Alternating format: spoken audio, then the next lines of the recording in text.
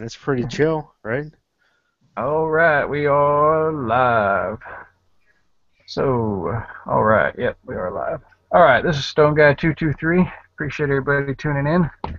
We're going to continue the talk from Tack Daddy as usual. I steal his guest and do a better show. So Every time. every I time. always said that. Oh yeah. So from my left, we're going to do some quick introductions, get the formality out of the way. I'm still in the room. That's some bullshit, but I gotta go. from from my left, we've got Chad from KEL-TEC. How's it going? It's good to be here. Thanks for having me. Oh man, thanks for joining. Next to him, we've got Glock Guru. Hey man, thanks for the invite. Glad to be here. Yes, sir. Next to him, we've got Gun Websites. I'll also say thanks for the invite. Thank you. Then we've got John. John, you run the Bullpup forum. What's your? Yeah, the Bullpup forum, and we help put on the Bullpup convention, and so just everything Bullpup. And I go by Sergeant P on the forum. That's how guys know me. Sergeant P. Okay, good deal. Everybody knows the Tack Daddy. He went to walk the dogs as usual. And then we've got Sully. And Sully must be smoking. And we've got Mr. Cork 71. Hello, folks. And finally, we have Ryan from Armed Citizens United. How's it going? Thanks for Hey, having man. me. Oh, dude, glad you could hop over. Been a while. Hadn't seen you since the meet and greet. So. Yeah, we'll have another one. Gotta get you back out at the next dude. one. Well, yeah. Talking with the guys from Head Down, I want to go. I want to go on one of their hog hunt things. That's supposed to be really, really cool. So. Well, I think we're gonna have I think we're gonna pull a helicopter out and do some of that kind of hunting as well. Yeah, that's gonna be sweet. Those guys are great. Head Down Products, check them out. Doing some really innovative stuff with AR-15s and different firearm platforms. So. Hey, I've actually got a good bullpup question. How do you guys feel about maybe the new shooters getting into rifles? How do you feel about them getting into their first gun being a bullpup? Well, that's a great question. I think, and it depends on you just say a new shooter, so you get into age and different things. There's different platforms that cover. Again, we talked about it in the previous show. The shotguns, the 22 long rifle, the plinking rimfires, and then of course the carbines. What's great for new shooters is the balance. The controlled recoil, the muzzle flip is very minimal. It's soft shooting. The KSG is a soft shooting 12 gauge. So that's a real plus, especially for new shooters or for competition, law enforcement, things that require some fast follow-ups, that kind of thing. So again, it depends on a lot of factors, but I think it's a great platform to start with. I'd like to add something to that if I can. For new shooters, I recommend getting familiar with as many firearms as possible. Right. I mean, you just never know that, say, like Sergeant P mentioned, it could come into an age scenario where you've got like your 12-year-old son, 9-year-old son, whatever. If you've got guns around the house and those guns are, used for protection, that child, growing up in a properly in a household where you're properly trained and stuff, he should know all the firearms. He should know the battery of arms on all of them. Or the same thing with your wife or girlfriend, whoever it may be. Everybody should be familiar with the function of, every gun that you're going to have in the house, because it may be the only gun available at the time. So. Sure. And just a tidbit there. I've heard that before. I'm sure you guys have probably heard some of that stuff where, and that's not just specific to bullpups. I've heard people say, oh, well, this gun or that gun, it may not be great for somebody who's new to, the AR platform or to, it's their first time shooting rifles or whatever. So, it doesn't seem like that makes a lot of sense to me, because a lot of it would seem to be just a training issue. Mm-hmm. You get familiar with the weapon system and you're on the road. So. Sure. I think the best way to come up with a bullpup is as your first gun. Because for me, it's harder. I came up with ARs where they're front heavy, so I'm used to dealing with front heavy gun, whereas a rearward heavy gun, it takes some getting used to. As far as I'm concerned, if I came up that way, I'm sure it would be much more natural to me. So for a first time shooter, I think they're great. Sure. You know what I mean? Yeah, we touched on that. We had another chat earlier in the week, and we touched on that, and I brought that up for especially kids, women, just smaller people in general. It's a lot less fatiguing to shoot a bullpup. They are very balanced. In fact, the KSG, if you hold it at the trigger guard, it's almost perfectly level. So you don't have a whole bunch of weight in the front. There's not a whole bunch of weight in the back. It's not awkward. It just tucks really nicely. And obviously, with it being such a shorter package, smaller people, shorter arms, it's just a much easier gun for them to manipulate and learn how to use. So you're definitely right about that. I was saying in the chat earlier, it was like if you're used to letting the muzzle drop rather than pick the rear up, that was the difference to me. Whenever I grabbed a Tavor, I did a CQB class with a Tavor, just grabbed it off a shelf kind of thing, just to see how it was, and I felt like I was constantly picking the back up versus letting the front drop, coming through rooms and this and that. But yeah, you won't have that experience with our RFB or the new gun we have coming out, the RDB. Okay. They're very, very balanced. I mean, the front and back of the gun are almost identical in weight. It's I don't know if George designed it that way, but they turned out that way, and it's just a great thing. Every time I shoulder a Tavor, don't get me wrong, I love the Tavor, but when I shoulder that gun, it does feel a little awkward, and I have to kind of readjust, how I hold the gun, because the back of the gun is so much heavier than the front.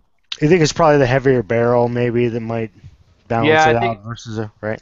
Yeah, the Tavor it's a pretty thin barrel profile. And in the RDB, our 5.56 version that's coming out, it's also got a pretty thin barrel profile. However, the back of the gun is I guess it's quite a bit lighter than a Tavor.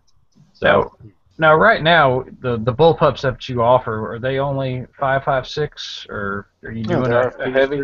Come on. no, sorry. No, go ahead. Oh, the RFB is our 308 bullpup. And then we have the KSG, which is our 12 gauge bullpup, and we're coming out with a 5.56 bullpup. It'll be in full production in January, and our first shipments are going to go out in December. I wish I had one to show you. It looks very similar to the RFB, which is what I have here. So very similar to this gun. Just some definite internal changes, obviously caliber. It's quite a bit lighter than the RFB, although the RFB is not that heavy. And it's downward ejecting, and it has a non-reciprocating charging handle. Now, what's the RFB stand for? RFB stands for Rifle Forward Ejecting Bullpup. Okay. And RDB stands for Rifle Downward Ejecting Bullpup. Both are ambidextrous. Fully ambidextrous, yep. So there's no brass. There's no brass coming out of the side of either one of those guns. The brass on the RFB comes out forward, and then on the RDB it comes out downward from behind the magwell. Now, are those both? And just I'm really kind of ignorant to this whole thing. I'm not really I haven't had much experience with bullpups, and so I haven't researched them or sought out any education on them. But well, you come to the right place. Sergeant exactly. I mean, about everything. yeah, exactly. I mean, that's the whole point of these chats. There may be someone that watches this that's just as ignorant as I am. But the I'm assuming there's detachable box magazines in these things. Correct. Or are they proprietary? Or are they like well, Sergeant P can go over a whole bunch of other bullpup guns and what they require. Our RFB, the 308 that we have, it takes FN, FAL metric magazines, which are pretty much a dime a dozen, or they used to be anyway. I think you can pick these ones up here for about $9, $10. These are made by Thermold, but there's also DS Arms makes them, and then if you can find some surplus mags, they're pretty cheap as well. The RDB, which is our 5.56 that's coming out, is going to take standard AR magazines. So any of your P mags or GI mags will fit in it just fine. Okay, cool. And yeah, and that goes to some of the others. The Tavorta is Stanig as well, so any AR mags. The Steyr AUG has a proprietary mag. However, you can change the stock to a US GI stock, and at that point it takes the Stanig mag. So lots of variety out there. And then of course other platforms, you get into shotguns that are tube fed. So the Bullpups cover the spectrum. Mm-hmm. Now, do you guys, either you, Chad, or from your experience and knowledge of the industry, is there a short-barreled bullpup, like something that would be a SBR that would require, special tax stamp or special licensing? Well, let me answer that two ways. So, of course, you can shorten the barrel. However, I don't know that it's necessary in a bullpup in normal situations. And Chad can get into like the KSG and what they've done with some of the law enforcement lengths. But the trick with the bullpup, the overall length being typically 26 inches, in that range, depending on barrel length. When you're shouldering a bullpup, and in comparison to presenting a pistol, it's shorter.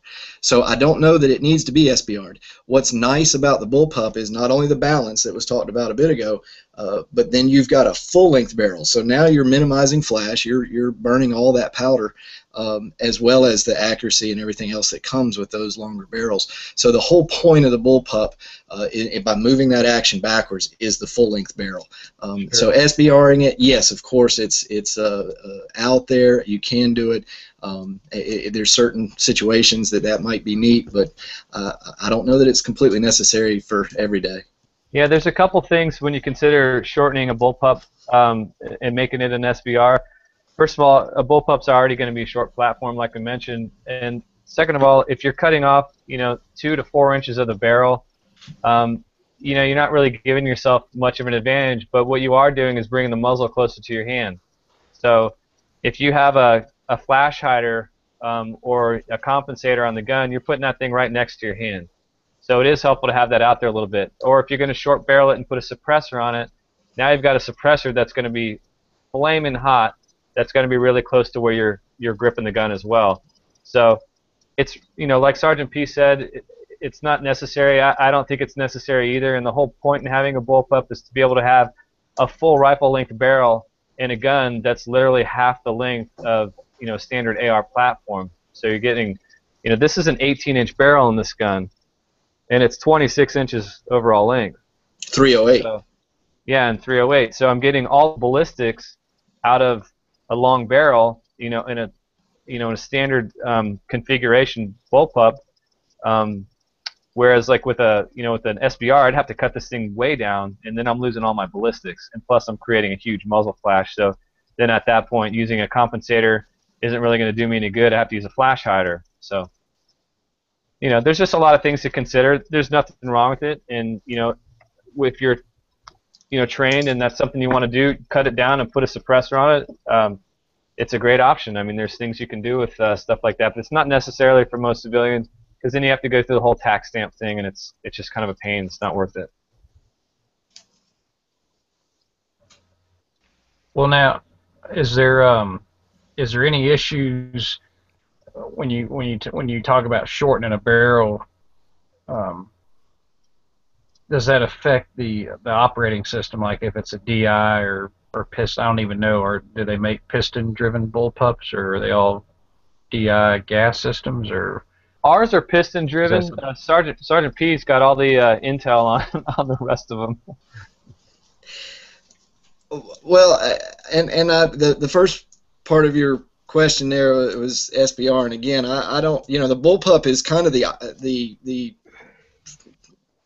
opposite of SBR, and you don't need to. You get the short length without it. And I don't. Yeah, I don't want to beat that horse to death, but yeah. So the rifles and shotguns that are out there run the gambit in bullpups, from bolt action to pump shotguns, bolt action long-range rifles, precision rifles, pump shotguns. The 1022 you can bullpup easily into some great kits now, the ZK and the HTA, and so it's just anything and everything that's out there, from blowback to piston to direct impingement. I don't know that anything's direct impingement right now. I can't think of anything, but anyway, it runs the gambit. Well, maybe in some of those conversion kits, there's some DI ones. I don't know. Yeah, I can't think of anything. Most of them's piston. Yeah. I have a question about the overall bullpup design and the inherent issue with trigger problems due to the length of the linkage. Yeah. Well, right? So what do companies do to try to overcome that? That's a great point, and that's been a hindrance for the last couple of decades. Since anyway. the outset, yeah. Yeah. So the trick is, when you're moving the action backwards, but you have the trigger, the pistol grip forward of the action, you have to get back to where the hammer is, where the sear is, and that creates a length. And so at that point, from an engineering standpoint, it's easy to just do a trigger bar and just transfer. The trigger's still really in the back, but they're transferring that from the forward trigger to a rear type of trigger situation, and it created spongy and crappy triggers. So we've seen, and especially Mr. Kellgren has designed the RFB, the KSG have excellent triggers, and he designed a unique system that gets around the action and back to the hammer and sear situation that creates a better trigger pull, a fantastic trigger pull. Then you get into Desert Tech, for instance, and with their precision rifles, unbelievable triggers. So I think the industry is starting to overcome that. The Tavor has come out with a very heavy trigger. We talked about that in some of the last sessions. There's some reasons that they did that, and that they're going to continue to do that.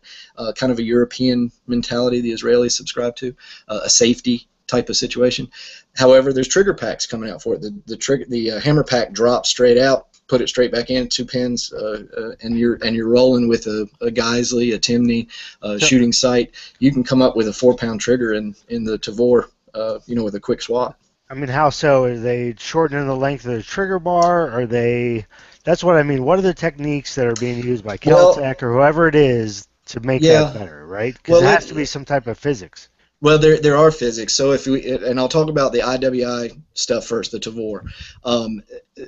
What Geisley and Shooting Sight have done is to change the fulcrum points within the trigger pack within the hammer pack with the sear and the way that the hammer goes. It gives for still a very solid ignition into the primer, but it drops that trigger poundage down to a 4-5 pound range. And from that, it's extremely crisp. It is a 2-stage, so there is some take up and then the crisp break.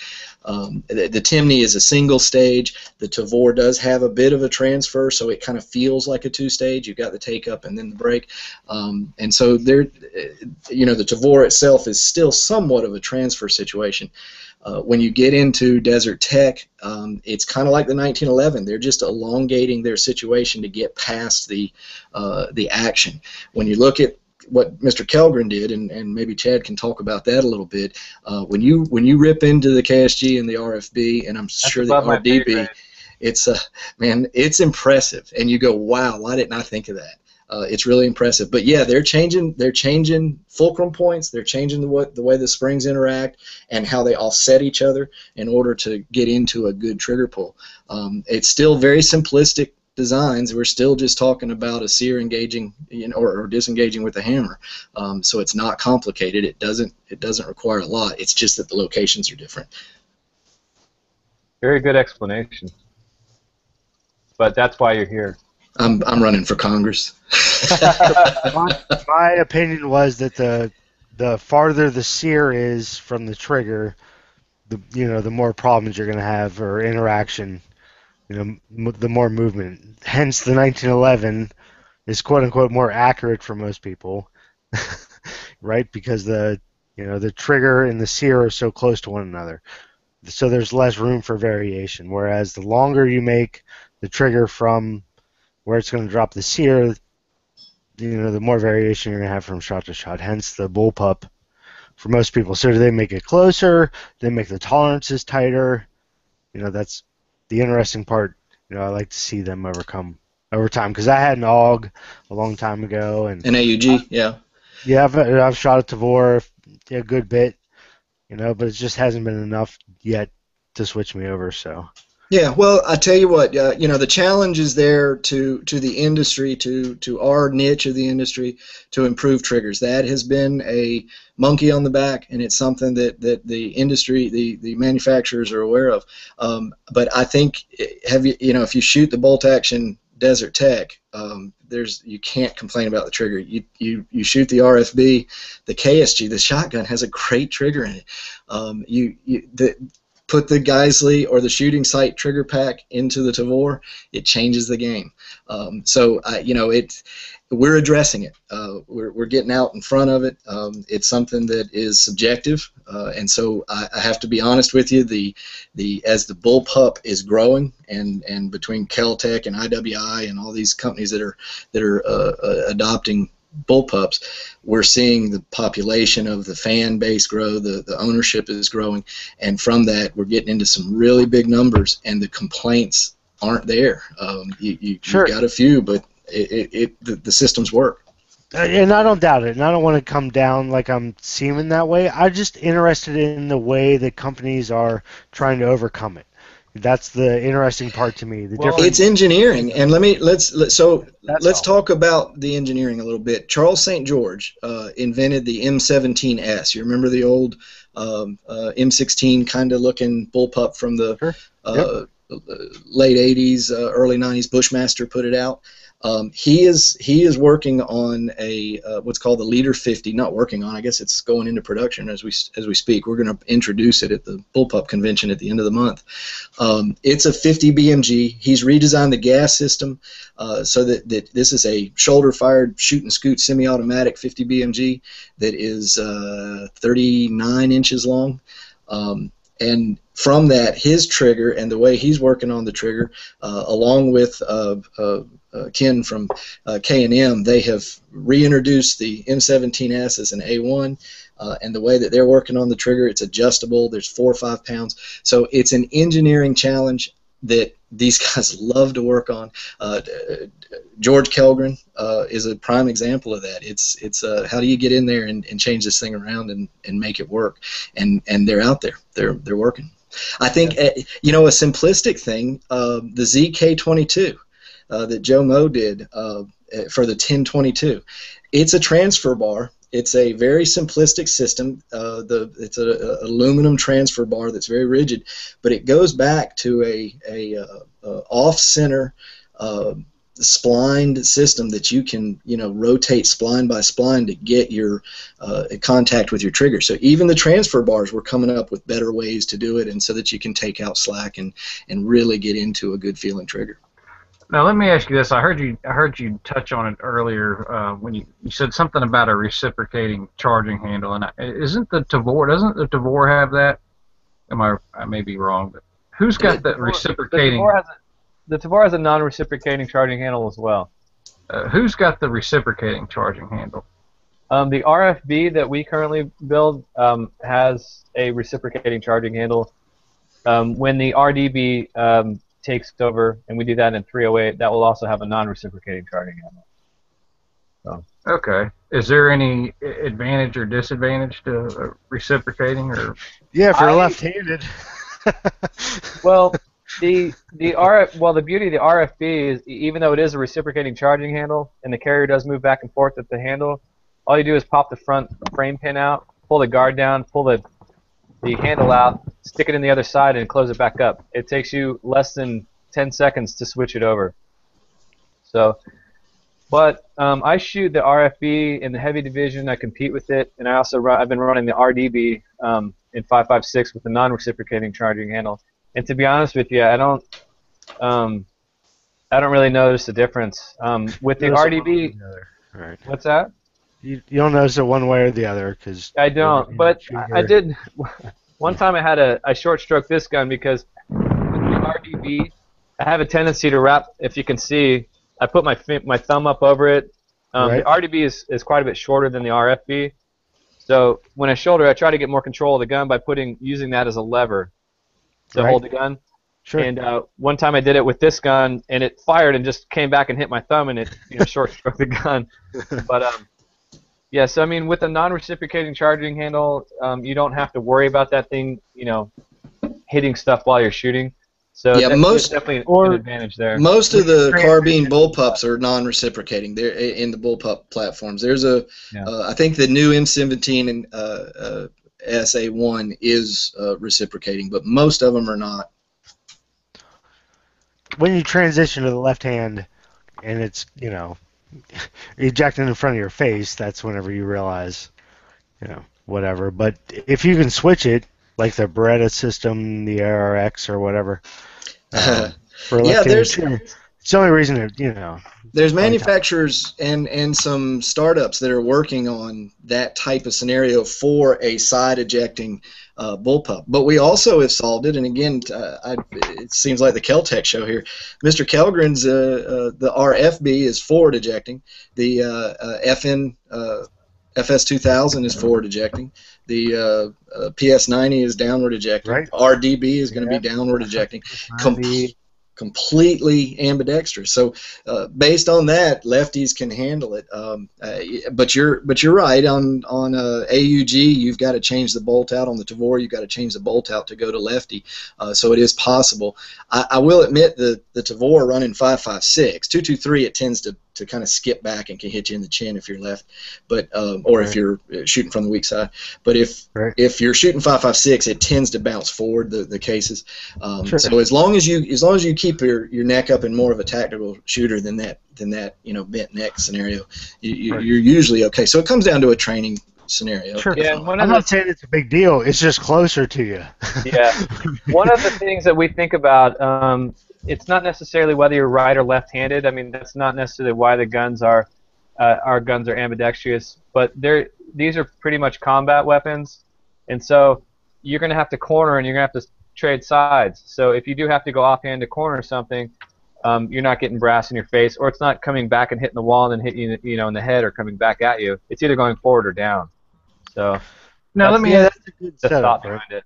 Yep. Now let me ask you this, guys, and Chad, you made reference to this being the KEL-TEC. It's not often we get, basically an industry representative, if you will. I'll come on anytime. But I've always been curious. I mean, aside from Glock, I mean, I'm a Glock tard. I've got five Glocks. Nice. Yeah, I shoot Glock in competition. I'm all about, as far as the polymer side of the Glock, doesn't bother me. There's some guys who are like, oh, it's a plastic gun, whatever. But I've always been curious as to why, for instance, like with the KEL-TECs, like the PMR-30, and like your KSGs, why you guys chose to do a polymer versus some type of lighter weight alloy, like a metal alloy. Was that purely? That's going to have that'll have everything to do with production and cost. Okay. Yeah. So, from a manufacturing side, or what's that? Well, I don't know what that word would be. A engineering point of view, would you say that there's really not going to be any functional disadvantage using polymer versus a lighter weight, say an aluminum? No, not at all. I mean, Glock's been doing polymer since the early '80s, and the polymers nowadays have. I mean, with technology, it's just getting better and better. I mean, you can take a PMAG and run it over with your car and stick it in your gun and start shooting. So it's not necessary to add those challenges to your production. But when we're talking polymer on a KSG, you're talking typical polymer scenarios, even in the AR. You're talking the pistol grip, Sure. the forward, the forearm.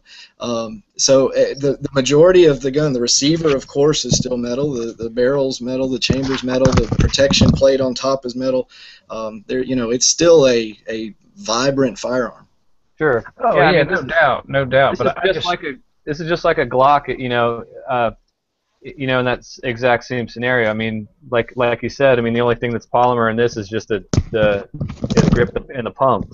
So they're not the functioning parts, or direct functioning parts of the actual cartridge. So it'd be just like like if you had a Glock with a polymer slide. Now that'd be a little bit weird, but you don't. The important parts are metal, so it's the same deal. So that was going to lead me to my follow-up question. So that you guys don't have any intention on making a metal version, I guess, for lack of a better term, Of the PMR 30, or of really any product that you do, with maybe a lighter weight alloy type metal, or just something. I don't know. You would know better than me what your market. Hey Chad, please don't make the KSG any lighter. It's as light as I want it to be. No, I mean, we don't have any intentions of changing any current production guns. I mean, as far as the future goes, I don't know. I mean, George is about as innovative, a modern innovator as anybody. So you never know what's going on in his head. You never know what he's going to end up coming out with. So yeah, I mean, we may have an all metal gun in the future. I don't know. Well, the reason I ask, I guess it's always going to be personal preference, obviously, but you always have that element of people that say it feels light, it feels cheap, it feels like a toy, versus Yeah, I can tell you exactly. It's less than an inch gun. I can tell you exactly who all those people are. They're 1911 guys. All steel guns are the only good guns, or they were military guys that had had Berettas. Simply not true, and that's been proven over and over and over again. I mean, but you hold a PF9, it's less than an inch thick, right? So of course it's going to be light. And it's 13 ounces. Exactly. Of course it's going to be light. Or the PMR 30 for that matter. I mean, yeah, everyone talks about. I've heard it before. Everyone talks about how it's a toy and this, that, and the other. I'm like, well, if you think it's a toy, go stand in front of it. Go shoot one.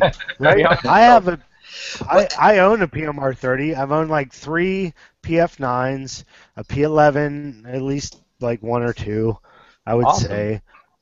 Oh yeah, more than a handful of KEL-TEC. This is my P11. It's all tricked out. Is it all stippled? And all titanium nitride on the barrel? Oh, you know it.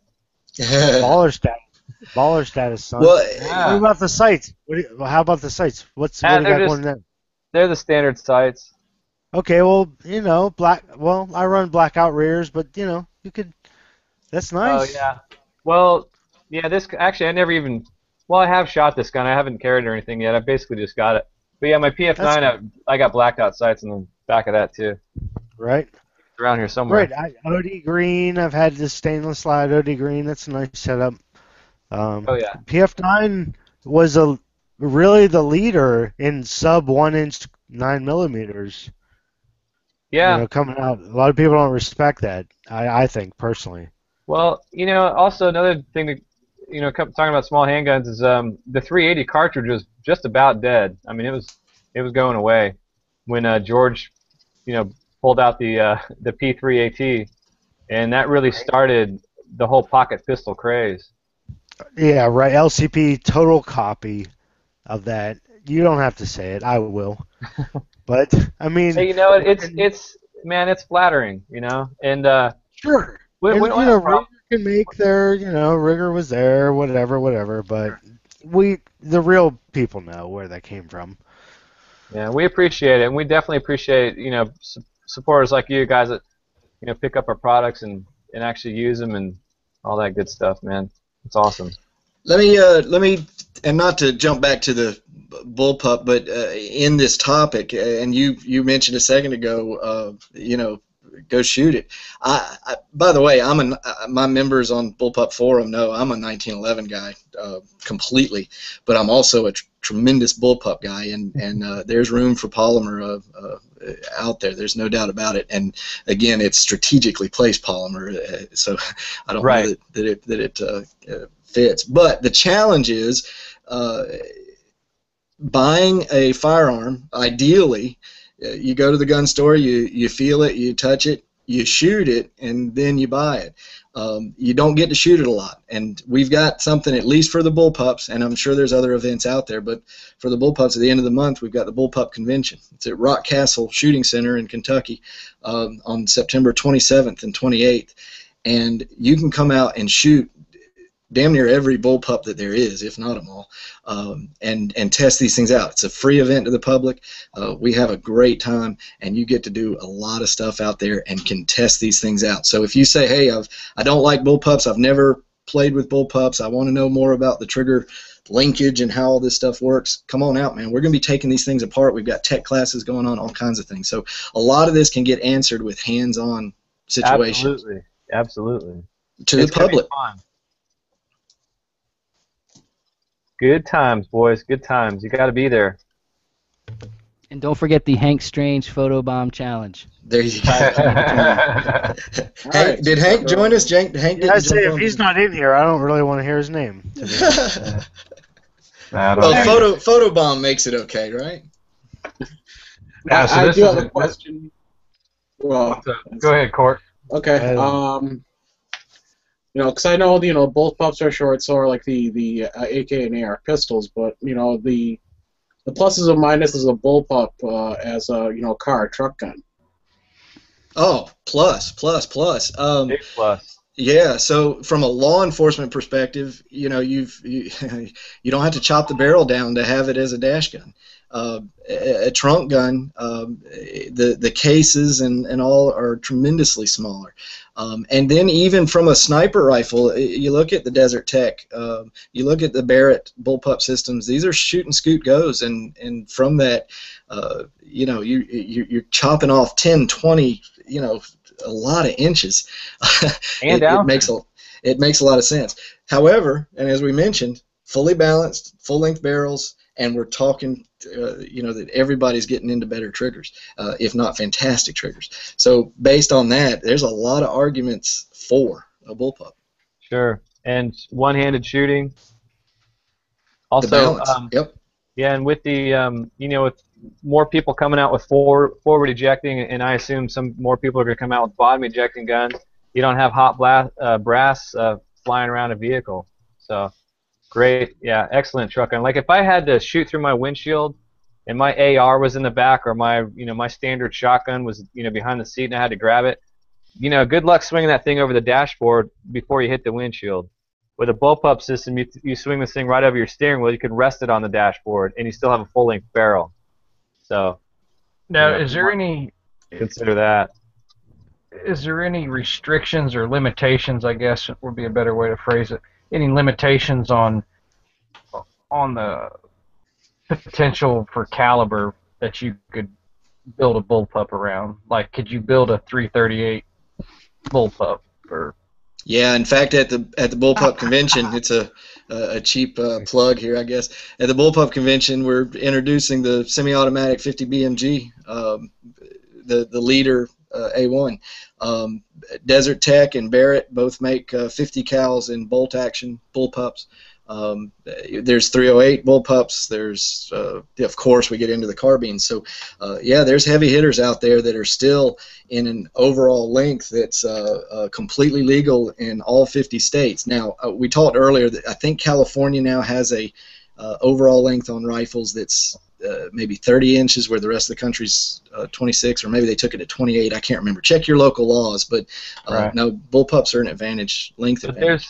But there's a really easy. You can solve that problem easier. You can just make the barrel a little bit longer, and you're still coming in with a really short gun, or you get buttstock spacers, and you just push it out, a couple inches or whatever you need to do, and you're legal. how does that? Because there again, for me, I've never really. I think I've only shot one or two bullpups ever in my life, and You're fired.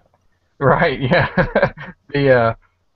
I mean, when you talk about condensing a 50 cal into a bullpup package, I mean, what's the what's the recoil in Well, going to be like on something yeah, like that? Charles St. George is the engineer on that, and what he's done with his gas system, and he hasn't shown me everything about it, and obviously he's got some patents going on there, but the way he's doing his gas system is to minimize recoil, especially the rearward and the muzzle flip.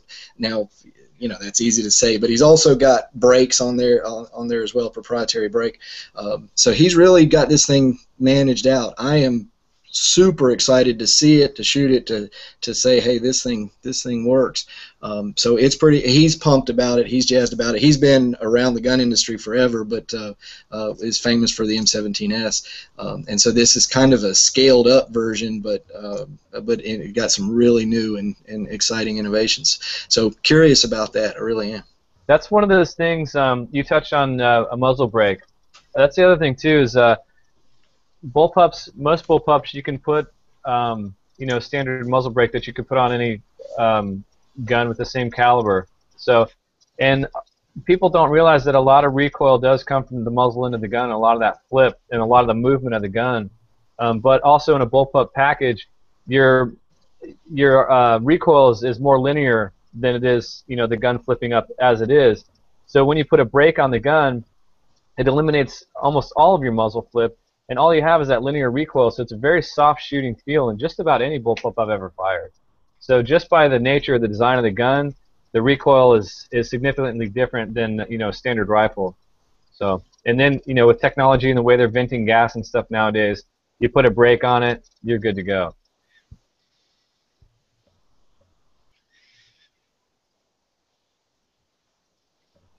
What do you guys? Well, obviously you're not going to give anything away, but is KEL-TEC or any other companies that you're aware of or familiar with? Do you think you're seeing more of a trend in the firearms industry going towards this bullpup platform, this shorter? Well, I'll tell you right now, this gun right here is literally the most sought-after firearm in the world, and that's no exaggeration. We can't make enough of these. So I'd have to say yes, at least in the 12-gauge market.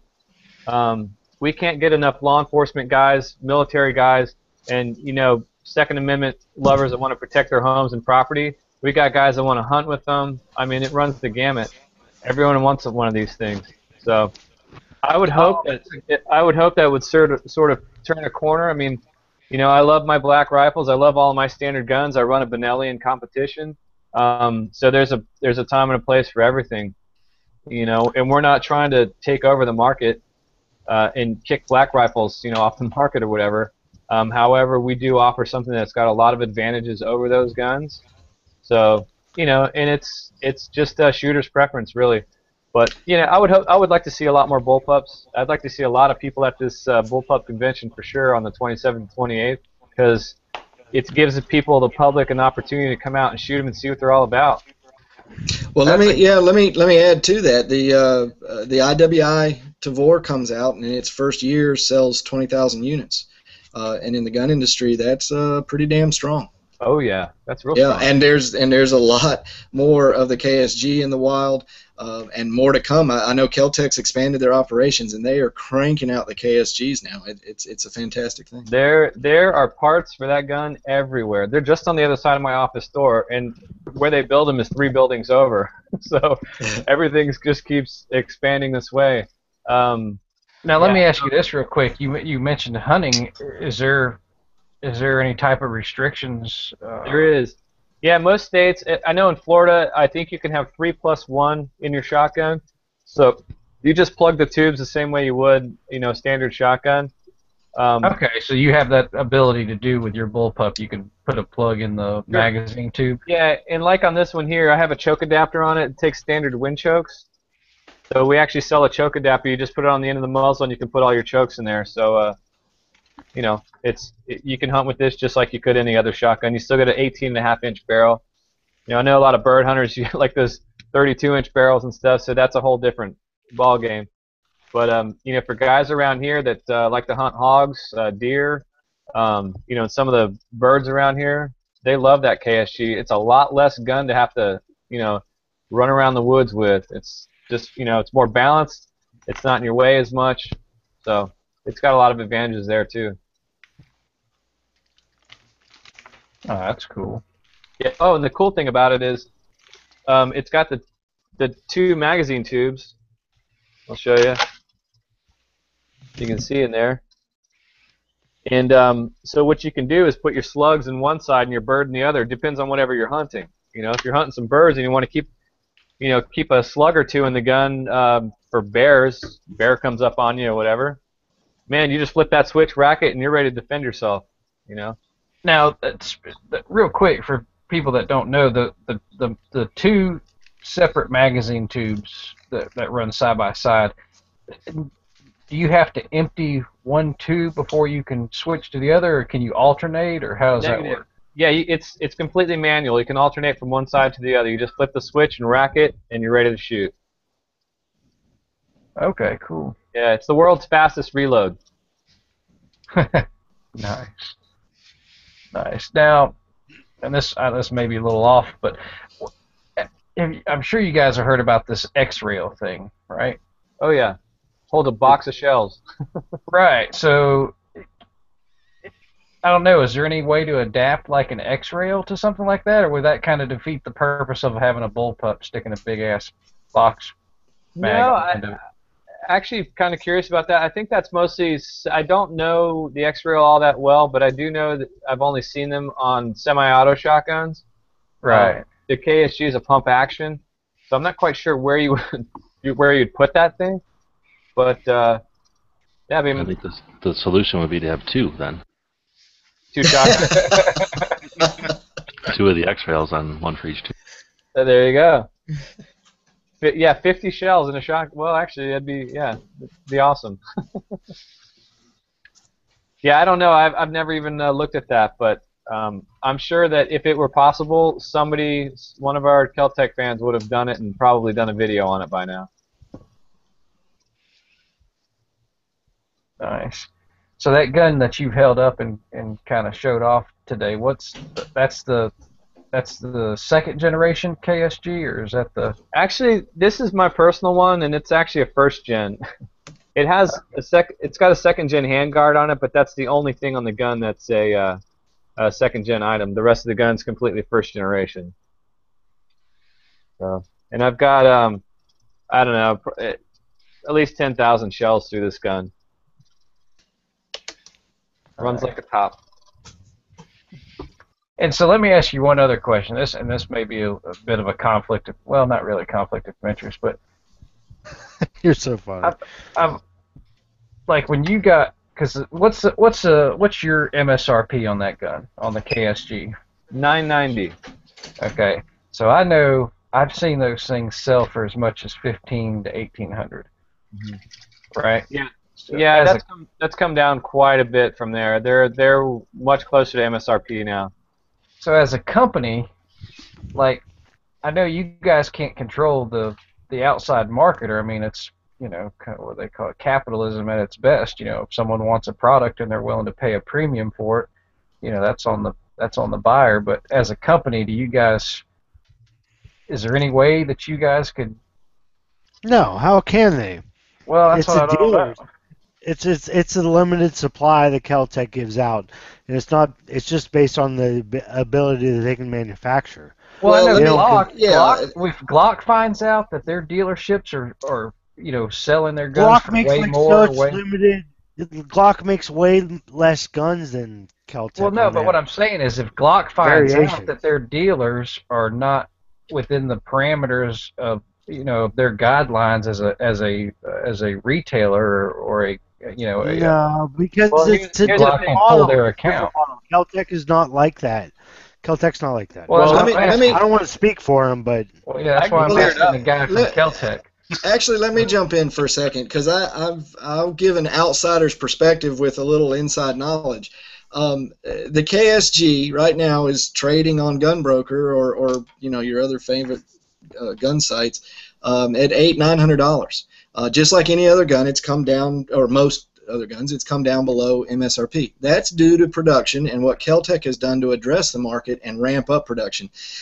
For years, they had, and Chad, not to speak for you, but they had some limitations with their production and their footprint, and they have expanded greatly. I was currently down visiting Chad and got to tour some of it. So, they've addressed that. You're seeing now 1,000 guns a week going out, Chad, or something. It's they're meeting the demand, or trying to meet the demand. The demand's still there, but you're starting to see KSGs on the shelf, and availability has gone way up. And from that, we've seen the price come down to MSRP, even below. Yeah, we started at when the KSG first came out, we were at 300 a week, and our goal is 1,500 a week. And we're bouncing between 12 and 1,500 a week now, so that's the rate of I guess a better way for me to have asked that question would have been if you guys find out or get word that a dealer, like a contracted dealer, authorized dealer of your product, is marking your firearms way above what you guys have set MSRP at, would you pull the account? Well, no, what we do is the way that works is we send Sergeant P out with a year's supply of his dirty underwear, and he pulls them down and makes them sniff. I mean, seriously, and he does that until they bring the prices down. Really, they're like almost 2-3 times removed from by the time you get the gun. Yeah, the way it works, guys, is we don't authorize dealers. What we do is we sell to distributors. And then they in turn sell them to retailers, and we sell them to distributors at the same price we've always sold them. That never goes up or down. So they buy the guns, distribute them to the retailers, and basically the retailer sets the price.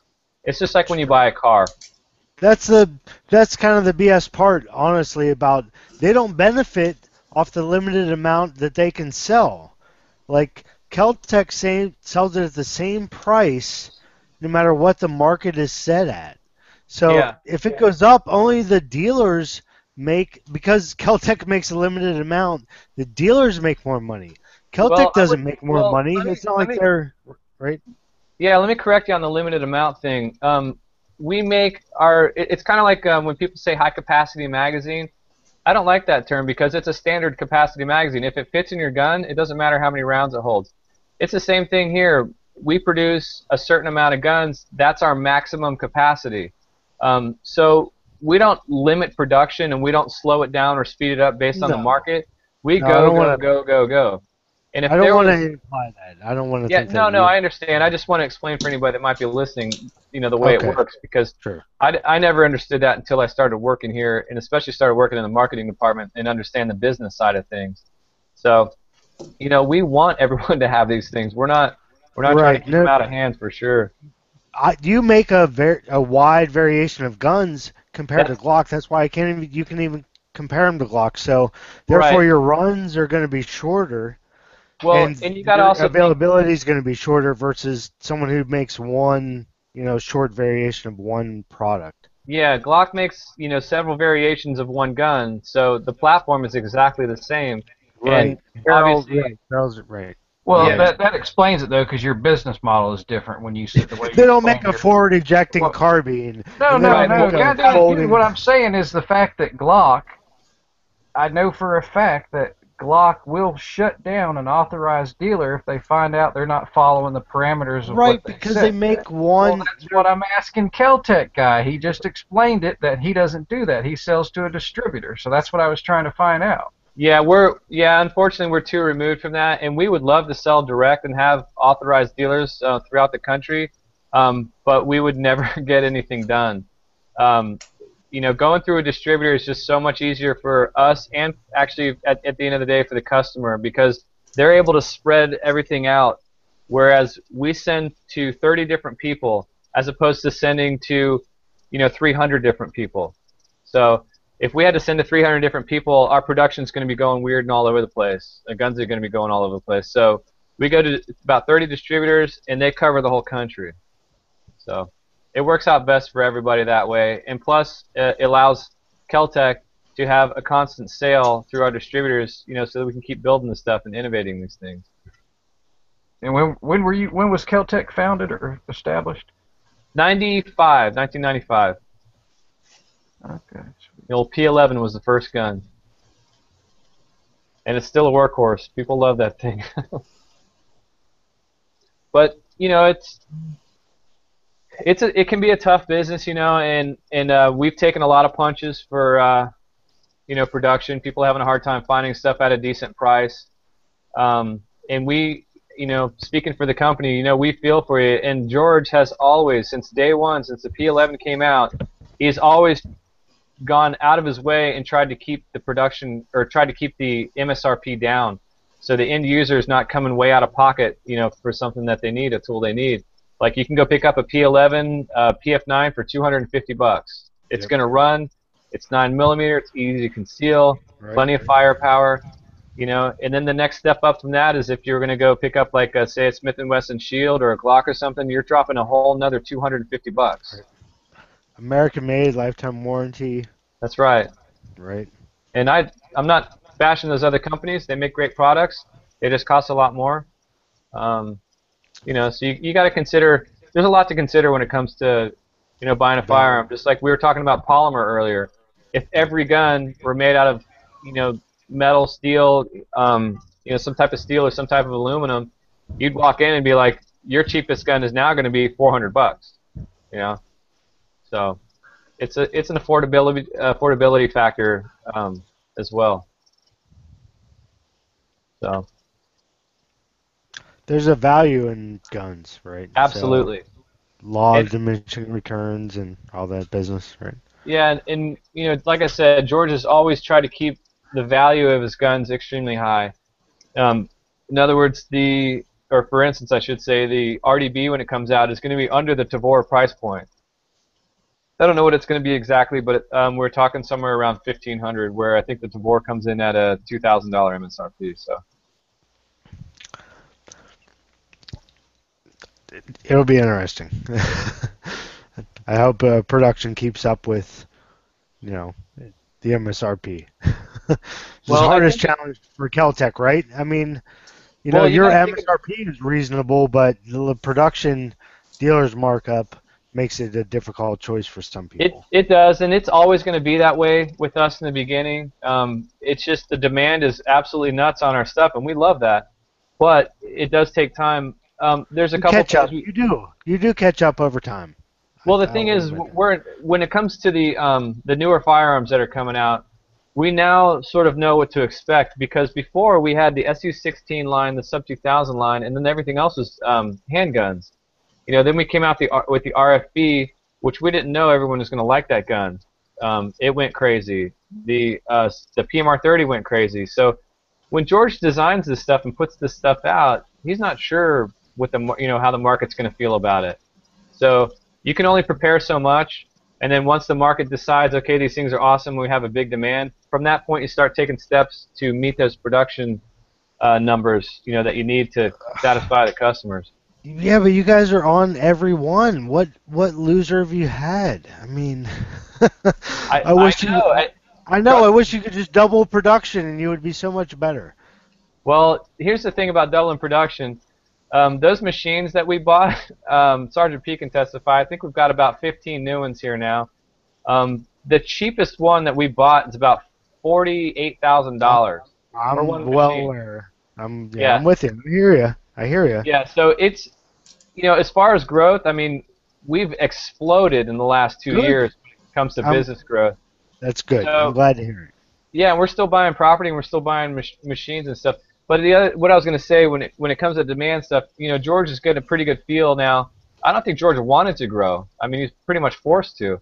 Sure. But now that he's got a feel for what's going on with the market, we know the RDB is going to be a big hit, so they're setting up for that now. So we can sort of overcome those production challenges right out of the gate. Well, I mean, you deserve it. You aren't getting the cut of the limited production that you were getting, honestly. It was hard to get your guns. Dealers were getting the bulk of the markup. So, well, there was also some stuff going on with some online distributors as well. they were getting guns and they were throwing them up one at a time at a premium price. So it wasn't that they didn't have them. They were, yeah. Well, let's I bring and that that's been a an issue with others too. You Absolutely. know, the Tavor comes out and they can't meet demand at first, and you see them on Gunbroker going for $3,000 for even more than that. It was nuts. And then over time, as production ramped up and the market got satiated, now you're seeing them selling for below MSRP. So I think it is a supply and demand scenario. What KEL-TEC has done is to add production facilities, and something that I think we'll see flesh out over the next, I don't know how long it takes to catch up to the market because the demand is so high. Again, Kellgren puts in, or George Kellgren makes great products. So based on that, it just takes time and before they can catch up. But I will say I've toured the facilities. They've expanded. Man, they're going nuts. Good, because that's what I like to see. I feel like they could almost double production. Yeah. Still have struggle keeping up and catch the majority of the profit, and still have the dealer margin, out there as well. So. Well, the dealer side is tough because from a free market standpoint, you want you can't slam Guns America and Gunbroker. You guys are out there doing what they do, and if somebody's willing to pay it, why not charge that? However, it's not fair to the consumer when you've got limited production, or it doesn't seem fair. However, they're catching up, so you just wait a little bit and you get the gun. Now, but punishing a dealer for selling it for over the price, that's up to the market and the consumer. If it's overpriced, wait, it'll come down. Sure.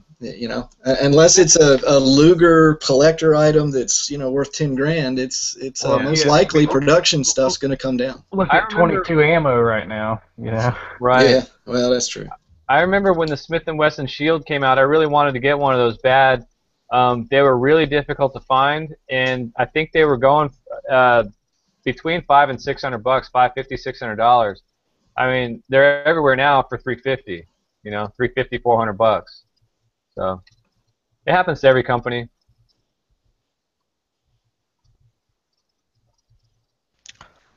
Well, that's good. I like to hear what companies are doing to address the challenge. Just like the Bullpup trigger, just like production, issues, seeing what works, what people want to ramp up and what they don't want to, based on demand. We want to ramp up everything, and we are. So we're just glad that guys like you out there are buying this stuff. It gives us a job, and we all get to have a good time. So tell me what really makes you excited about being a KEL-TEC, and you're talking about the next rifle. I didn't catch a lot on it. I don't know if you already talked about it. I apologize if you did. That's fine. We got two new guns coming out here within the next couple of months. The RDB, which is a rifle downward ejecting bullpup, and we've also got the CMR-30, which is a carbine magnum rimfire, it's the big brother to the PMR-30 pistol. Oh, sweet. Yeah, it's gonna be awesome. 16-inch barrel, collapsible stock. It's not a bullpup, but it's gonna be a phenomenal little gun. Comes in at about 3 pounds. It's got a standard threaded barrel, so you can put your comps, suppressors, all that good stuff on it. Non-reciprocating charging handle, ambidextrous, whole 9 yards. The RDB is going to be a phenomenal bullpup. Takes standard AR mags, ejects out of the bottom, like I said, adjustable short-stroke gas piston. You get the standard great features of a bullpup. You get a full-length barrel and a 26-inch package. So we're really excited. Now, how does... I missed that. What calibers is that in? That's it's going to be chambered in 5.56. Down the road, we'll do a 9mm conversion for it. The next rifle cartridge that comes out is going to be 6.5 Grendel, and then we're also going to do 7.62 39 and 308 in that. Now I know the 5.7. Have you seen the 5.7 gun? I guess it's more of a conversion that you can do for your AR, where you basically take you can take an old P mag or an old GI mag, put that in your mag well, and the 5.7 rounds actually downward eject into that empty magazine, right? Have you seen Well, what I'm talking? that's based off of the PS90, which is a bullpup. That's a top-loading, downward ejecting. It's from FN. Right, Yep. right. Now, And the 5.7 is a kind of a really, really fast pistol caliber. right, yeah. Right. So the reason I brought that up is because I understand that concept where it's top loading and downward ejecting, but with what you're talking about with a magazine fed and downward ejecting, how do you accomplish that? Hey, Chad, let me jump in and you correct me. I had the opportunity at SHOT Show, obviously, to play with him, but then Chad and I spent a little time together, and I got to grab this. I went into this because I can hear where you're going with that. I said, okay, we've got the chamber, you've got the magazine, you've got, as I'm moving rearward to the butt of the rifle. And then you've got the downward ejecting. What's the length of pull? Is it way out there? Is it going to be crazy? And it's not. They have accomplished those three actions: the bolt in the chamber, drifting back over the bolt, over the magazine, dropping the round, and then going back forward, picking up the new round and chambering it in a what was it, 14.5 length of pull, 14.5-inch length of pull. So it's a normal length of pull. Great feeling, great balance, soft eject, soft recoil, eject straight down. I mean, there's a lot of benefits to the RDB. It's exciting. Yeah, it's going to be fun, and that was a perfect explanation. Hey, and the public, not writers, not YouTube guys, not the public gets to shoot these at the end of the month. The 27th and 28th, we're going to be at Rock Castle Shooting Center in Kentucky, and the public gets to. It's the public introduction, I guess, before the production release, which will be at the end of the year / January. Yep. Yeah. So if you guys are in the area, you know any friends in the area, give them a call, shoot them an email. Heck, if they're anywhere near the state of Kentucky, make sure they get up there to that shoot. Rock Castle is centrally located. You know, you can hit Missouri easy, you hit Indiana, you hit Illinois, you hit Ohio, North Carolina, Georgia, Tennessee, of course. You can get to it from anywhere. It's centrally located on the kind of the east side of the country. It's going to be an awesome 2 days of shooting, food, fun, meeting new people, all that good stuff. And the Rock Castle Shooting Center itself is just amazing. It's probably the coolest range I've ever been to. It's the fastest growing range among 3-gun professionals. They absolutely love that place. It's got a great lodge there, a great restaurant, awesome people. Couldn't find nicer people. It's got a golf course. The surrounding area is beautiful. So it's just a win-win. If you can make it out that weekend, the 27th and 28th this month, man, bring it on out. It's gonna be awesome. Rock Castle Shooting Center. Google. Yeah, Facebook. We got to. I mean, you gonna run demos, or you gonna? Oh yeah. Rentals, or I mean, what's the? I show up there. What should I expect? I guess is my point. Well, Saturday. We don't want you to come, but tell your friends to come. Oh, thank you. I appreciate it. Okay. You better be there. I'm actually close. I was going to come until that hurtful comment. I'm reconsidering my whole position on this. Oh, man. Situation. Come on, I'll give you a consolation prize. Saturday is it's a free event, by the way, for the public, and Saturday is from 10 to 4. Manufacturer showcase. Come out, see damn near every bullpup that's made, and the history. I mean, we've got a bunch of old ones that are going to be there as well. It's kind of neat, as well as future ones. We've got some tech classes going on, how to disassemble, reassemble a couple of the carbines and the KSG, the IWI Tavor. We've got some law enforcement demonstrations from USCSOG that's going on Saturday. They do stuff with the bullpups, with the KSG. He's got his rig out there that's $1 million rig, and he actually incorporates Max the dog. I think there'll actually be 2 dogs doing demonstrations in his stuff. It's phenomenal. Live shoot. You're going to see and touch these bullpups, but you're also going to get on the line and shoot them. So it's a lot of fun. Sunday we convert over to a friendly competition. We do 4 platforms that are all bullpup: carbine, shotgun, rimfire, and then long range, the bolt action usually, but the heavy calibers out to 1,000 yards. So it's a great weekend. Rock Castle's a great place to hold this, and it's a lot of fun. A lot of stuff packed into a weekend.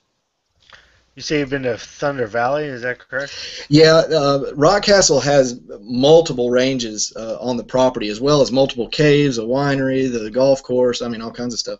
The lodge, you can stay on site, which has a restaurant and all that. It's a self-contained place, but it's 2,000 acres, and so we're going out on both Saturday and Sunday this year to the longest range that they've got. It's called Thunder Valley, and so we're able this year to move our vendors back away from the shooting line a bit so that we can have conversations while the live shooting's going on, and as well as some other things. And then we also are going to get I think it's 800 yards to the tree line, and we've got a 1,000-yard target set up on the back hill. So you can shoot that 1,000 yards and try your luck, so to speak. It's going to be a lot of fun. Shot out there before? Have I? Yeah, this is the third year we're doing the convention at Rock Castle, and we've always used Thunder Valley for the competition. We're actually moving Saturday out there as well, so Thunder Valley being the longest range at Rock Castle. So yeah, great place. Yeah, let me tell you something, guys. Again, it's September 27th and 28th at Rock Castle Shooting Center. And don't be that person that watches the videos on YouTube of the event afterwards and goes, oh, crap, I should have gone. That looks like so much fun. Be there. Come on out. It's free. And you get to see so much cool stuff. You get to meet a lot of cool people. It's going to be an awesome event. And we're going to be there. Jackpot. I'll give you the sticker. You can have it. There'll be a lot of vendors, a lot of manufacturers. KEL-TEC has done a great job helping us with this last year and this year. And of course, I'm enamored with KEL-TEC products, but anytime you get to hang out with Chad and that beard, come on. Yeah. And, you know, guys, to put it to you this way, obviously work in the bullpup world here, we make some really cool stuff, and I'm extremely excited to go shoot all these other guns that I've never seen and you know, much aspired before. So that's exciting for me. Yeah, Desert Tech, IWI, the Tavor is of course huge this year. Steyr, we've got all kinds of FN products. There'll be all kinds of stuff there. We've got some new things coming out this year. We've had the conversion kit for the 870 shotgun. We've now got a Bullpup Unlimited's doing the same thing, but for the Mossberg 500. That'll be released at the Bullpup convention. So all kinds of neat things to see, do, feel, touch, shoot, love it, hate it, come check it out and prove to me that you can't just fall in love with a bullpup. Yeah, if you still don't like them after this, we'll give you a pass. Have we done a real left to right of what the favorite bullpup is from everyone? I don't really know. I can tell you mine. Got the You TV walk around on in with the background. RFB on your shoulder every day, right? My favorite bullpup is the RFB 24-inch. I saw you walking around the shop with that slung over your shoulder all day. That was an RDB. That's the new gun coming out. Yeah, I wasn't going to ask him that while the KEL-TEC guy was here, but yeah, I did. No, I want to hear real. I mean, it's a style that people respect regardless of manufacturer, I would hope. See, Sergeant P is probably one of the best people one of the most well-versed person on bullpups. So, if you know, he's probably got several favorites, but I'd like to hear what your favorite is too. Wow, boy, put me on the spot. I have damn near every bullpup, including several to many KEL-TECs. Wow, what is my favorite? You know. All right, I'm gonna cop out. There's 4 platforms. I could give you a favorite in each category, and then back that up with something that's just as cool. So, yeah, they're all fantastic. How about that? Good answer. You should run for office. Yeah, vote for me. All right, boys. I probably got to head out here pretty soon. Oh, Chad, man, I appreciate you taking the time to answer all our questions. And Can I anytime, ask a fellas. non-bullpup KEL-TEC question? Yeah, Yeah, what G. you got? What's up with the bayonet? Is there any chance of ever getting one, or is it just gone? We don't make bayonets, but we do make bayonet lugs. Or I know. yeah, but the RDB is gonna, or sorry, we have an M43 version of the RDB, which is actually it's got wood furniture, and that will come with the bayonet lug, so you can stick your marine. What is that? An M8 or whatever that is. Not familiar with bayonets, but yeah, you'll be able to put one on there. Don't know why you'd want a bayonet on a bullpup, but it does look really cool. But they made one at one time. A folding Yeah, a few years back, you guys made a folding. We did. bayonet. Oh, that's right. Yeah, I'm sorry. The KEL-TEC. Yeah, it was a bayonet slash folding knife. We still do make the knives. I just don't think we make the bayonet part anymore. There probably You guys just are getting wasn't a hold of one? there wasn't enough demand for it. They probably weren't selling. So You make the folding knife though still? yeah, it's a great knife. The blades are actually It's a made big by knife. Gerber, and they're Can I get a part number so I can order one? Or 10, yeah, please? yeah. Go on our website. You'll see them on there. Really? KEL-TEC. Okay. Yeah, KELTECweapons.com. We also make flashlights. And to my surprise, they're amazing flashlights. That's comforting. It's 420 lumens, Damn. and you can actually buy a rifle mount for it. I've got these mounted on all my ARs and obviously on my my bullpup guns too. Now before you leave, that 22 Magnum rifle you said is coming out in a couple months. Are there already pictures of that thing on your website by any chance? Yeah, if you just Google, they're not on our website yet, but if you Google CMR-30, you'll see Okay. pictures of it on there. That sounds. Yeah. Yeah, that sounds like something I'd be interested in. You can also go to if you go to Iraq Vet 8888. Are you familiar with him on YouTube? Yeah. Are you Really? Who is he? are you by chance going to be down there October? Yes, I am. Oh, I went well, down there. I'll see you I went there. down there, and I brought the RDB, the M43, and the CMR30 down there. So he's got videos on all those if you want to watch them. Well, I'll be down there in October, so hopefully I'll meet you in person. Oh yeah, absolutely. That'd be great. Yeah, me too. Cool. Sergeant P, we should check your schedule and see if you can come out for that, man. It's gonna be fun. Yeah, it's going to be a blast. No pun intended. I've got a quick question for Chad and Sergeant P. So you guys are expecting several hundred people there to that event, correct? If wow, boy, put me on the spot. If we only have several hundred, I'll be disappointed. Yeah. Okay. Well, do you guys have? I would be interested for next year in sponsorship opportunities, things like that. Sold. To help support that. We can get to that offline or whatnot. But how did you guys get a lot of support as far as that goes going into this event? Yeah, the manufacturers are who make this happen. The Bullpup forum, obviously, we try to bring all that together. We've got vendors as well that make and sell, miscellaneous parts and accessories and those types of things. So, yeah, that community is really tight. I think you can tell with how Chad and I go back and forth, but I can do this with any of the owners within the manufacturing of the, maybe not FN. I've had a tough time cracking that shell, but the rest, man, it's fantastic. So yeah, this is a tight community. There's a lot of innovation going on, so there's a lot of support between the manufacturers. So yeah, I think the fan base, the knowledge is growing about the Bullpup itself, and so we fancy the convention. I'll let you in on some secrets. I want this in the future to be a week-long convention. I want to have training. I want to have these tech classes and some of the armorers classes go on during the week. Have some of the professional stuff during the week, and have the public shoot on the weekend. And so we see this as really something that's going to be the, the base of bullpups on an annual basis, and really a celebration of the bullpup.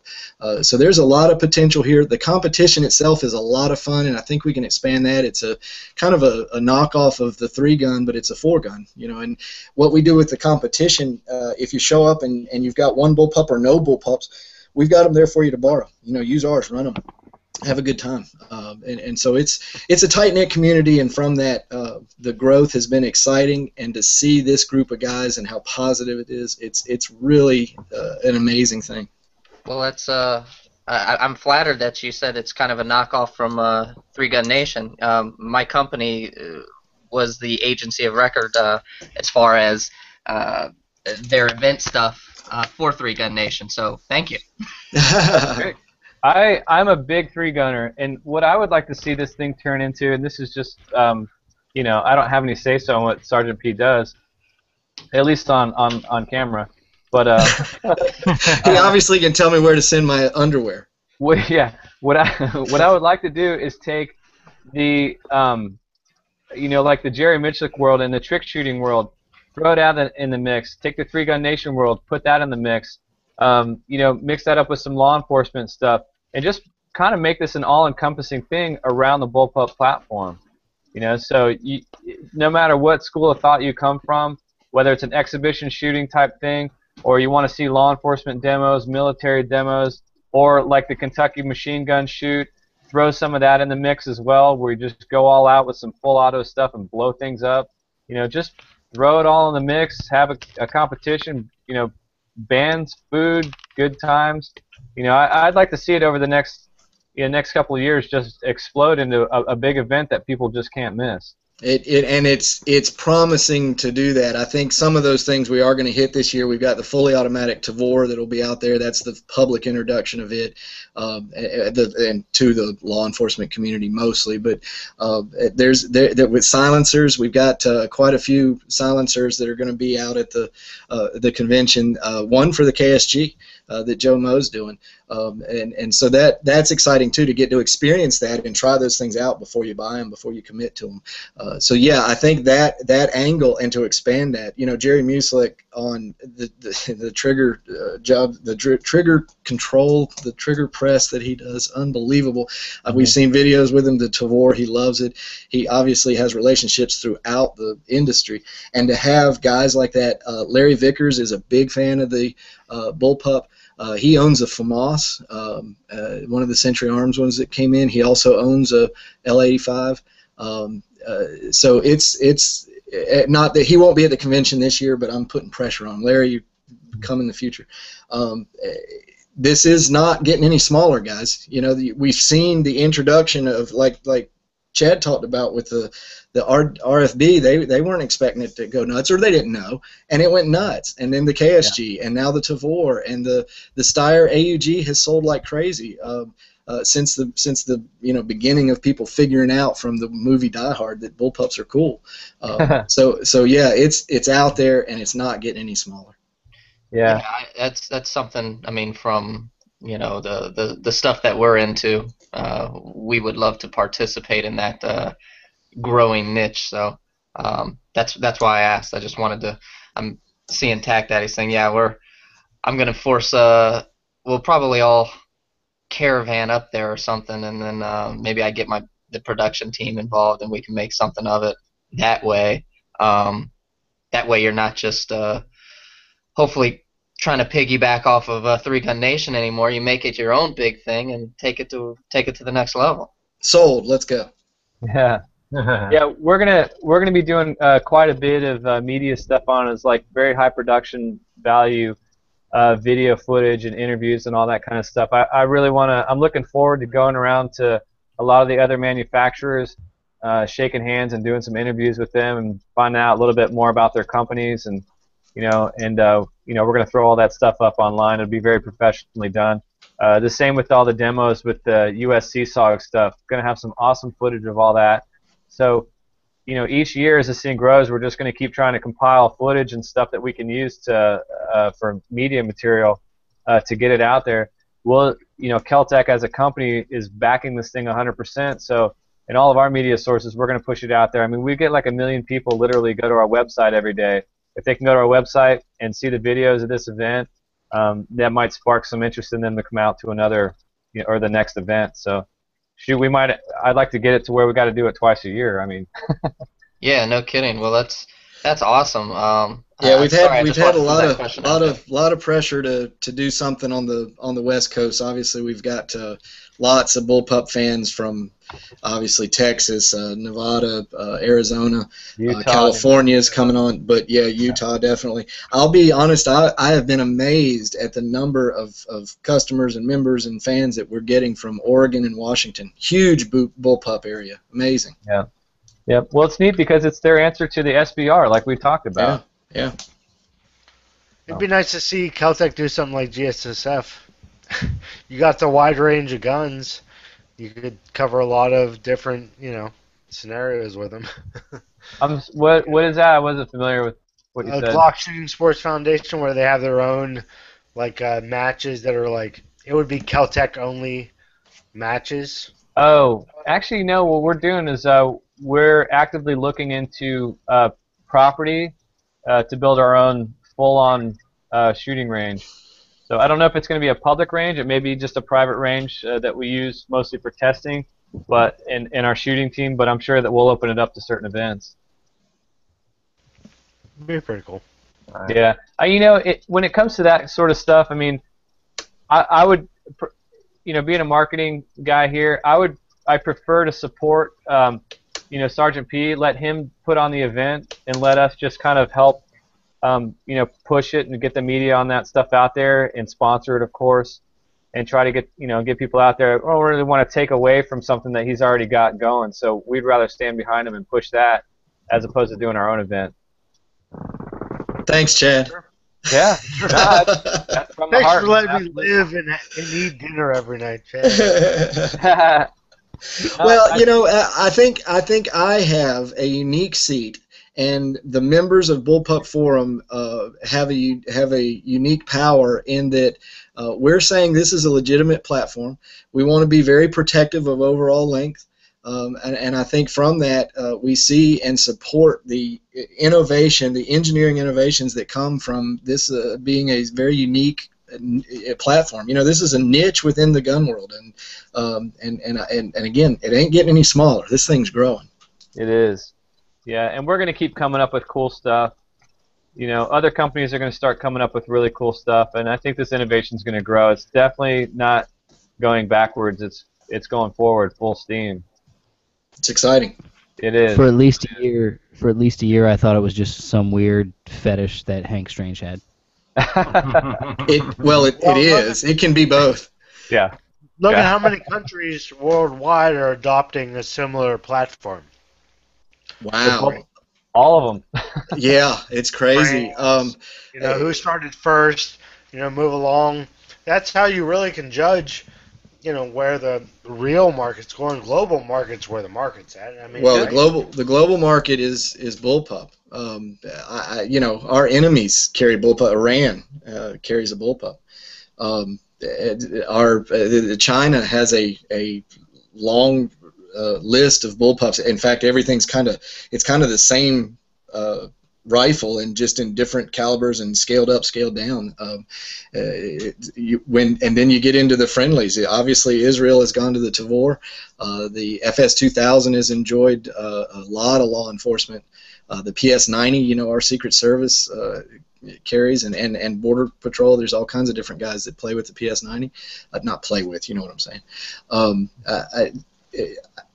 Brazil, I think, is carrying a Bullpup. Obviously, the Austrians with the AUG. The French carry the FAMAS. The English with the LA-85, although they're phasing that one out. HK did a revamp on that one years ago and improved it, but it's still got some funky legs to it. So you can go on and on and on. It's the Bullpup is everywhere. Just to give you, there's some sort of strange countries out there too that request them from us.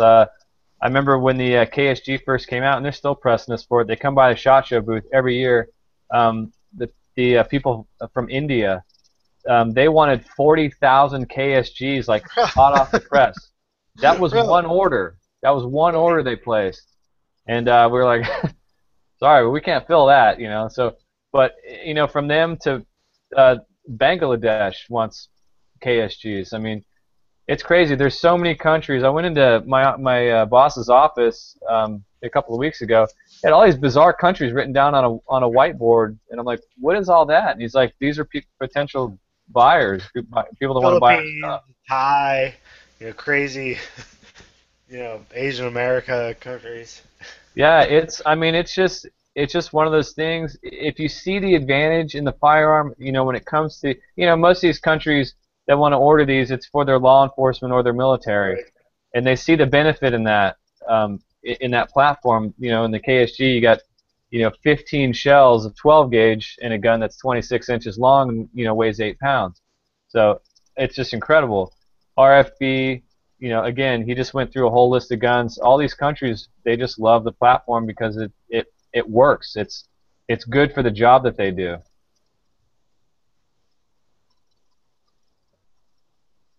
Nice. Hey, I'm going to drop off. I have really enjoyed this. I love getting peppered with questions. And let me tell you, if you're a bullpup hater, if you hate them, and most likely that means you've never touched or shot one, but if you hate them, come to the bullpup convention. Let's play around. Tell me what you hate. I'll go back to the manufacturers and fix it. There you go. No, that's awesome. I think that's a good spot to end it. Good way to wrap it up.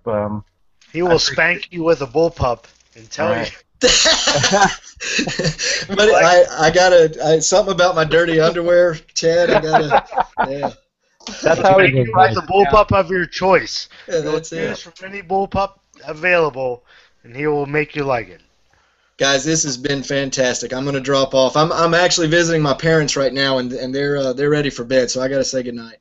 Oh man, thanks so everybody. much. Sergeant Thank you, gentlemen. P, good to see you again, bud. I'll see you soon. Thanks, Chad. Yeah, we'll be in touch. All right. Thanks for all the info. All right, Yeah, guys. thanks, guys. Fellas, thank you very much, and look forward to seeing if you can make it to the convention. And if not, man, we'll talk to you soon. Hit me up anytime. All right, man, thanks, cheers. buddy. Appreciate All it. right, guys, take care. Yeah. You too. Bye bye. Later. All right, guys. Yep, it's a good time to shut it off. I appreciate everybody tuning in out there, and guys that hopped on the panel. Thanks again. So we'll see you next time.